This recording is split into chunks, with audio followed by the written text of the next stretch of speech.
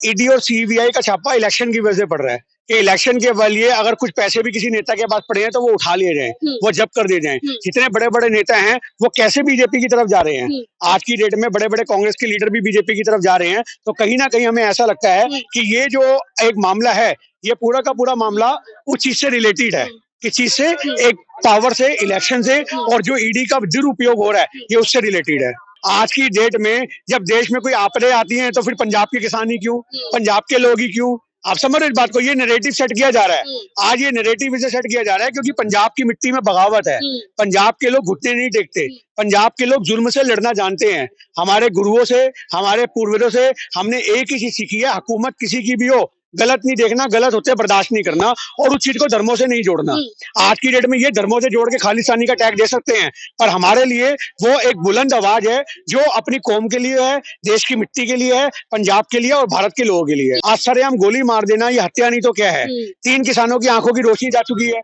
आंसू गैस के गोले तुमने तो बिल्कुल भंडारे का प्रसाद समझ लिया। ये ले 1 करछी आलू, ये ले 1 करछी हल्दी, 1 करछी ये, 1 करछी वो। ये क्या है? मतलब जब दिल आ रहा ऊपर से बमबारियां। वो वीडियो देख करके ऐसा लग रहा है कि चाइना और पाकिस्तान के साथ हमारा युद्ध हो गया हो। आपको क्या लगता है 2 साल से बात नहीं करी क्या?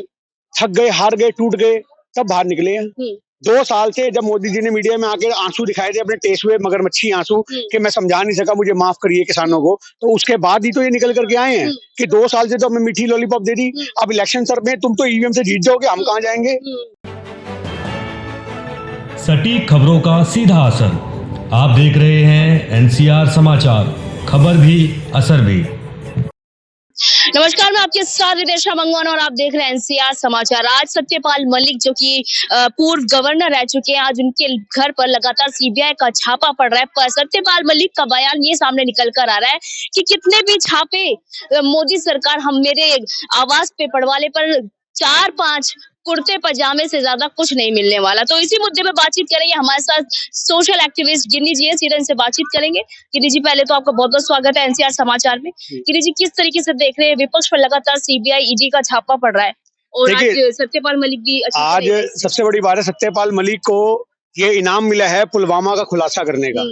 सत्यपाल मलिक वही इंसान थे कि जब पुलवामा के वक्त बात आई, पहलवान बेटियों के समर्थन की बात आई, तो वो छाती ठोक करके बहन बेटियों के साथ खड़े थे। वो हरियाणा की मिट्टी से जुड़े इंसान हैं, उनको मिट्टी से बहुत प्यार है अपने देश की, उनका ईमानदारी से बहुत प्यार है। पुलवामा के फौजियों के वक्त उन्होंने सवाल उठाया, वो अपने आप में शेरदिल इंसान है। तो आज उस शेरदिल इंसान को ईडी से या किसी चीज से कोई खतरा नहीं है, क्योंकि वो इंसान जानता है मैंने ईमानदारी से आज तक अपनी कमाई कमाई है, मैंने मेहनत की रोटी कमाई है। तो आज मोदी सरकार वहां ईडी भेजे, आज मोदी सरकार वहां कुछ भी भेजे, वो सब कुछ इनके खुलासे जो होंगे वो मिट्टी में आ जाएंगे। वो सिर्फ एक बुजुर्ग आदमी को आज की डेट में ईमानदारी की सजा दी जा रही है, इससे ज्यादा कुछ नहीं है।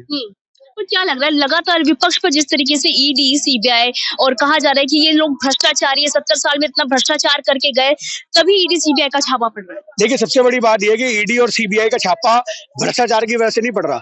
ईडी और सीबीआई का छापा इलेक्शन की वजह से पड़ रहा है कि इलेक्शन के लिए अगर कुछ पैसे भी किसी नेता के पास पड़े हैं तो वो उठा लिए जाएं, वो जब्त कर दिए जाएं। जितने बड़े बड़े नेता हैं वो कैसे बीजेपी की तरफ जा रहे हैं। आज की डेट में बड़े बड़े कांग्रेस के लीडर भी बीजेपी की तरफ जा रहे हैं। तो कहीं ना कहीं हमें ऐसा लगता है कि ये जो एक मामला है, ये पूरा का पूरा मामला उस चीज से रिलेटेड है, किस चीज से, एक पावर से, इलेक्शन से, और जो ईडी का दुरुपयोग हो रहा है ये उससे रिलेटेड है। तो क्या लग रहा है सर, जिस राहुल आप ईवीएम का भी विरोध कर रहे हैं लगातार और कह रहे हैं न्याय यात्रा भी निकाल रहे हैं, राहुल गांधी की न्याय यात्रा को अन्याय यात्रा कहा जा रहा है, और ईवीएम हटाओ का जो आंदोलन कर रहे हैं वो 4 दीवारी में दब के रह जा रहा है, तो कैसे आप उस सत्ता परिवर्तन करेंगे? देखिए, सत्ता परिवर्तन जो आज की डेट में है वो ईवीएम बैन से ही होगी, और हम लोग अपनी आवाज को बुलंद कर रहे हैं। हमें उसका आउटपुट मिलता है या नहीं मिलता वो बात का मुद्दा है। आदमी तैयारी ना करे, आदमी प्रयास ना करे, चूड़ियां पहन के घर बैठ जाए तो सवाल तब भी होंगे। आज हम मेहनत कर रहे हैं, आवाज उठा रहे, सवाल तब भी हो रहे हैं। आदमी करे तो क्या करे? जब हम घर बैठ जाएंगे तो लोग कहेंगे बताओ तुम इलेक्शन हार रहे हो, ईवीएम का रोना रोते हो, तुम सड़कों पे तो निकलते नहीं। हम सड़कों पे निकल आए तो फिर सवाल करते मीडिया वाले कि आप सड़कों पे क्यों हो।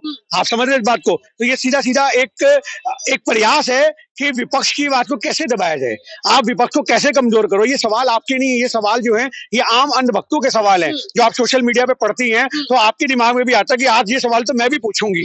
आपके पास जब सवालों की कमी होती है तो अंधभक्तों के सवाल खड़े हो जाते हैं कहीं ना कहीं। तो जनता की आवाज को आप उठाना चाहते हो पर वो अंधभक्त है आज की डेट में। अब किसान बैठे हैं तो कह रहे कि पंजाब की किसानी क्यों, जब बॉर्डर चाइना के संभालने होते हैं तो तब फिर पंजाब के किसान क्यों। आप समझ रहे हो बात। आज की डेट में जब देश में कोई आपदे आती हैं तो फिर पंजाब के किसान ही क्यों, पंजाब के लोग ही क्यों। आप समझ रहे हो इस बात को। ये नैरेटिव सेट किया जा रहा है आज, ये नैरेटिव इसे सेट किया जा रहा है क्योंकि पंजाब की मिट्टी में बगावत है। पंजाब के लोग घुटने नहीं टेकते, पंजाब के लोग जुल्म से लड़ना जानते हैं। हमारे गुरुओं से, हमारे पूर्वजों से हमने एक ही चीज सीखी है, हुकूमत किसी की भी हो गलत नहीं देखना, गलत होते बर्दाश्त नहीं करना और उस चीज को धर्मों से नहीं जोड़ना। आज की डेट में ये धर्मों से जोड़ के खालिस्तानी का टैग दे सकते हैं पर हमारे लिए वो एक बुलंद आवाज है जो अपनी कौम के लिए है, देश की मिट्टी के लिए है, पंजाब के लिए और भारत के लोगों के लिए है। 3 किसानों की मौत हो गई है शंभू बॉर्डर पर, जिस तरीके से फायरिंग हुई है एक नौजवान की, किस तरीके से देखें? देखिए देखना क्या है, जब जिनकी उनकी एक आप इनको शहादत को एक हत्या देखो आप, जो उनकी हमारी नजर में शहादत है पर दूसरे तरीके से देखोगे तो वो हत्या है। आज सरेआम गोली मार देना ये हत्या नहीं तो क्या है। 3 किसानों की आंखों की रोशनी जा चुकी है, आंसू गैस के गोले तुमने तो बिल्कुल भंडारे का प्रसाद समझ लिया। ये ले एक करछी आलू, ये ले एक करछी हल्दी, एक करछी ये, एक करछी वो, ये क्या है। मतलब जब दिल आ रहा ऊपर से बमबारियां, वो वीडियो देख करके ऐसा लग रहा है कि चाइना और पाकिस्तान के साथ हमारा युद्ध हो गया हो। आप समझ रहे हो इस बात को। जब बॉर्डरों पे लड़ने की बात आती है तो तुम कह रहे हो कि हाँ 56 इंच है और उसकी लाल आंख से डर गया चाइना। चाइना तो लाल आंख से डर गया मोदी जी की। जब ये कहा जाता है क्या मोदी जी नशेड़ी हैं, मैं उन भक्तों से सवाल करूंगा जब मोदी जी की आंखें लाल होती हैं। मोदी जी कौन सा माल फूकते हैं जो मोदी जी की आंखें लाल होती हैं, बताओ। आदमी की तुम खुद अपने नेता को एक माल फूकने वाला बता रहे हो। हम सवाल करेंगे तो कहेंगे खालिस्तानी है। गुस्से से भी लाल आंखें नहीं, गुस्से से लाल आंखें नहीं होती, गुस्से से ऑर्डर नहीं जाते फाड़ दो चाइना को, उखाड़ दो पाकिस्तान को, ये ऑर्डर नहीं जाते हैं। गुस्सा वो होता है जो लाल बहादुर शास्त्री साहब का था। समझ रहे हो बात। आज की डेट में लाहौर में जाकर के तिरंगा झंडा काट दिया था उन्होंने, शास्त्री साहब ने, वो गुस्सा था। गुस्सा इंदिरा गांधी था, छाती पे पैर रख के 2 टुकड़े कर दिए पाकिस्तान के। इनका काहे का गुस्सा है। इनके गुस्से से तो हमारा ही नुकसान हो रहा है। ये गुस्सा इनका कोई गुस्सा नहीं है। ये आज देश के लोगों को मीडिया में गुस्सा दिखता है, वरना तो हमें प्रधानमंत्री हर 4 दिन पर रोता दिखता है। पर ये भी तो सवाल है ना सर, अगर देखिए बातचीत करनी है एमएसपी को लेकर किसानों की, तो जो मतलब कि लीड कर रहे हैं इस आंदोलन को किसानों के, जैसे डल्लेवाल जी हो गए हैं, पंडेर जी हो गए, वो आके बात करें सीधा। इतने तमाम किसानों को पंजाब हरियाणा से और तमाम राज्यों से उठकर आने की क्या जरूरत? आपको क्या लगता है 2 साल से बात नहीं करी क्या? थक गए, हार गए, टूट गए, तब बाहर निकले हैं। 2 साल से जब मोदी जी ने मीडिया में आके आंसू दिखाए थे अपने टेस्ट हुए मगरमच्छी आंसू कि मैं समझा नहीं सका, मुझे माफ करिए किसानों को, तो उसके बाद ही तो ये निकल करके आए हैं कि 2 साल से तो हमें मीठी लॉलीपॉप दे दी। अब इलेक्शन सर में तुम तो ईवीएम से जीत जाओगे, हम कहाँ जाएंगे। हमारा बिल तो बना जाओ, तुमने ईवीएम से जीतना है जीतो पर हमारा बिल तो दे दो भैया। हम अपना हक मांग रहे हैं, भीख थोड़ी ना मांग रहे हैं। 22 फसलों पे तो दे रखी है ना एमएसपी। देखिए आज मुद्दा ये नहीं है एमएसपी दे रखी है, कितनी सारी फसलें ऐसी हैं जिन पे एमएसपी नहीं है और अगर एमएसपी है तो उस पर खरीद नहीं है। आप समझो इस बात को। एक खाली किताबों में या पर्चियों में लिखने के बाद भी उस पर खरीद नहीं है तो हम कहते हैं बिल बन जाए। तुमने गारंटी के तौर पे दे रखा है, आप एक उसको पक्का बिल बना रहे हो कि हम कोर्ट में क्लेम कर सके कि हमारी फसल नहीं खरीदी जा रही। आज लीगल राइट नहीं है हमारे पास कुछ, आप समझो इस बात को। तो लीगल राइट होना एक बहुत बड़ी बात है। पर एमएसपी अगर उस पर विचार विमर्श हो रहा है तो किसानों को भी शांत रहना चाहिए, क्योंकि एमएसपी अगर दी जाती है एकदम से कानून बन जाएगा तो कहीं ना कहीं अर्थव्यवस्था पर भी इसका प्रभाव पड़ेगा। अर्थव्यवस्था मजबूत होगी जी। जिस देश का किसान समृद्ध हो रहा है तो वहाँ अर्थव्यवस्था कमजोर नहीं पड़ती। आज भारत की 70% आबादी कृषि पे निर्भर है। हम बचपन से बच्चों को पढ़ाते आए हैं, बचपन से पढ़ते आए हैं कि भारत एक कृषि प्रधान देश है।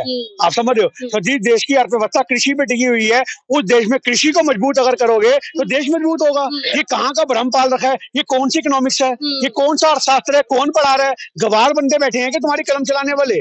सुधीर चौधरी जैसे लोग लोगों को भ्रमित करते हैं टीवी में आकर के एमएसपी दी जाएगी तो उससे महंगाई होगी। अरे सस्ताई आएगी। आज 2 रुपए किलो का माल दलालों की वजह से बढ़ते बढ़ते बढ़ते बढ़ते मंडी में 20 रुपए किलो पहुंचता है। आप समझ रहे, बीच में दलाल कट जाएंगे, खत्म हो जाएंगे सारे दलाल। 2 रुपए किलो का माल सरकार 5 रुपए खरीदे और सरकार ड्रग मंडियों में 10 रुपए बेचे, आदमी को 12 रुपए किलो मिलेगा। हमें तो जो चीज आज 20 रुपए किलो की है वो 12 रुपए किलो मिलने लगेगी। आम जनता को भी फायदा होगा।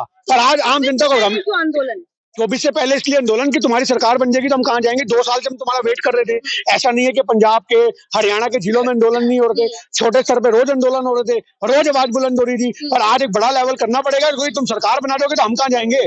हम तो यही कह रहे सरकार किसी की भी हो। आज एक किसान का सीधा सीधा स्टेटमेंट है, कांग्रेस की सरकार है, भाजपा की है, किसी की भी है, वो तुम्हारा मतलब है। हमें मुद्दा हमारी फसलों से है। उस पे कौन हमें बिल दे रहा है, उस पे कौन हमें गारंटी दे रहा है। राहुल गांधी एमएसपी गारंटी दे रहे हैं, हाँ जी, एमएसपी गारंटी बिल्कुल दे रहे हैं, बिल्कुल दे रहे हैं। आज कांग्रेस की सरकार में तो किसानों के लोन तक माफ किए गए हैं। सरकार बनते उनके लोन खत्म किए गए हैं। मैं किसान, आपको किसने गारंटी नहीं दी गई? जो उस समय के किसानों की उस समय की मांगे थी, मेरी बात सुनो, जो उस समय की मांगे, आज उस समय की जो मांगे थी वो पूरी की गई हैं। आज अगर किसानों ने ये आंदोलन किया है एमएसपी को लेकर के मुख्य, तो हम उसकी मांग को पूरा करेंगे। पर आज मुद्दे वक्त के साथ बदलते हैं ना। आज वक्त बदला है तो मुद्दे बदले हैं, तो आज उन मुद्दों पे सुनवाई करेगी कांग्रेस की सरकार। कब मना करेगी कांग्रेस की सरकार? और सरकार बनेगी। स्वामीनाथन रिपोर्ट जो है वो सिर्फ प्रमाण ये इस बात का था कि हम भारत रत्न दे करके उस रिपोर्ट को सम्मान देंगे, पर भारत रत्न जिस सम्मान की वजह से दिया जा रहा है उसमें लिखी हुई जो बातें हैं उनको अमल नहीं किया जाएगा। मतलब वही वाली बात है, आप गीता हो, कुरान हो, बाइबल हो, माथा तो उनको सुबह शाम टेको और उसके अंदर क्या लिखा हुआ है उसको फॉलो ना करो, तो सवाल तो खड़े होंगे, क्या गीता पढ़ी भैया, क्या कुरान पढ़ी तुमने? तो आज की डेट में मुद्दा यहाँ पर यही आ रहा है कि जब आप एक स्वामीनाथन रिपोर्ट का सम्मान दे रहे हो तो स्वामीनाथन रिपोर्ट में लिखी जो बातें हैं उनको अमल करो।